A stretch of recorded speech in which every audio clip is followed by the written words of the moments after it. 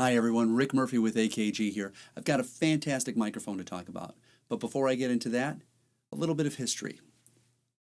Over 60 years ago, AKG created our first dynamic microphone as well as the world's first unidirectional microphone known as the D12.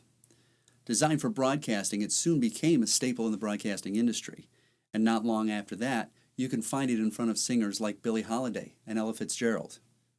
Today you can find D12s in studios all over the world, primarily used as a kick drum microphone because of the rich sound all across the sound spectrum. The D12 isn't available new anymore, but you can sometimes find them on auction sites, still commanding quite a bit of money. Recently AKG introduced the D12 VR. Now, VR stands for Vintage Reissue, and it looks somewhat like the old D12s and sounds somewhat like the old D12s, but it's really a brand new microphone from the ground up.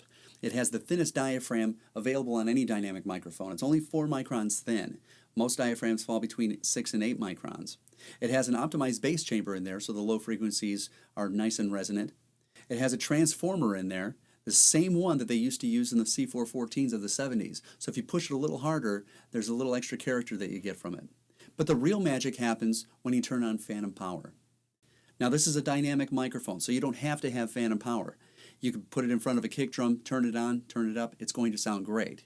But if you do add phantom power, you then activate a 3-position EQ switch.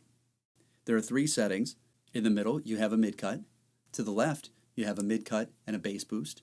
And to the right, you have a mid-cut, bass boost, and treble boost.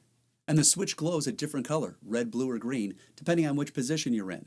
So if it's buried inside a kick drum and you're wondering if you're on the right setting, all you have to do is glance in there and know which setting you're on based on the color. Now the D12 VR was originally intended for kick drums, but because of its ability to capture the low frequencies so well, you could use it on bass guitar cabinets, or upright bass, or timpanis, or tubas, or trombones, or any low frequency instrument. You can also use it on guitar amplifiers and woodwind and brass wind to great effect. And vocalists would really like using this too, especially the ones that do vintage styles of music like rockabilly, because sometimes they like to cradle that microphone, just for the look of it.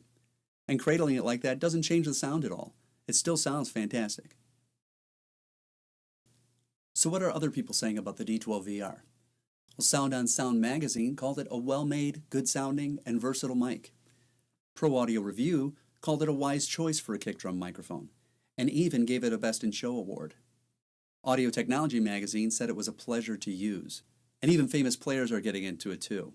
Matt Sorum, drummer of Guns N' Roses and The Cult, is using a pair in his kick drums, and Gavin Harrison of Porcupine Tree said it adds a nice solid punch to his bass drum.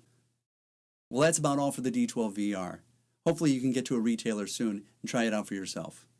I hope you enjoyed this. Thank you for listening.